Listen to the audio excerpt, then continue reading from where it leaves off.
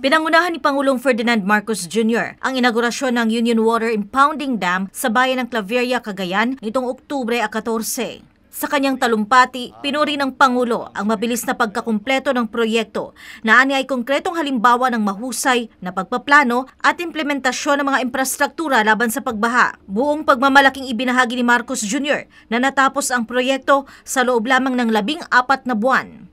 Ito po ay binubuksan po natin.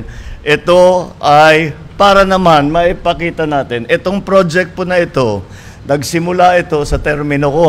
Natapos din sa termino ko. 14 months, zero ito, wala ito. Pero 14 months later, ito na. Meron na tayo. Sa gitna ng mga kontrobersiya ukol sa mga proyekto ng flood control, sinabi ng Pangulo, pinatunayan ng proyekto na posible ang mahusay na flood control infrastructure kapag maayos ang disenyo, konstruksyon at implementasyon. Ibig sabihin na patunayan natin na maaring gumawa ng magandang flood control na effective. Basta't maayos ang pagpagawa, maayos ang disenyo, maayos ang implementasyon, wala tayong makikitang problema. Bukod sa proteksyon laban sa pagbaha, nagbibigay din ang Union Dam ng patubig sa buong taon upang masuportahan ang ani ng mga lokal na magsasaka. Ang Union Dam ay isang pinagsamang inisyatibo ng Department of Public Works and Highways at National Irrigation Administration at bahagi ng mas malawak na convergence strategy para tugunan ang mga suliranin sa flood control, irigasyon at pagpapaunlad ng kanayunan.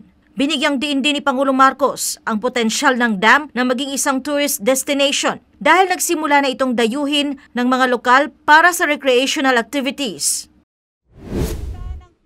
Sa parehong araw, personal ding ininspeksyon ng Pangulo ang halos kumpleto ng Camalaniugan Bridge Project, isang makasaysayang tulay na mag-uugnay sa Hilagang Silangan at Hilagang Kanlurang bahagi ng Cagayan. Ang mahigit 1,500 metrong Cable Stayed Bridge ay magdurugtong sa mga bayan ng Apari at Camalaniugan at ito lamang ang tulay na tumatawid sa Ilog Cagayan sa pinakahilagang bahagi ng lalawigan. Kaugnay dito, ipinahayag ni Marcos Jr. ang kanyang kasiyahan sa maayos at mabilis na pagpapatupad ng mga proyektong infrastruktura sa lalawigan. Sabay diin na ang tunay na kakayahan ng pamahalaan ay higit na lumilitaw kapag ang pondo ng bayan ay nagagamit sa tama at tapat na paraan. Kaya nakakatuwa na makita natin na kung ano ang tunay na kakayahan ng pamahalaan kung talagang lahat ng tiyakin na ang bawat sentimo ay mapunta sa tama.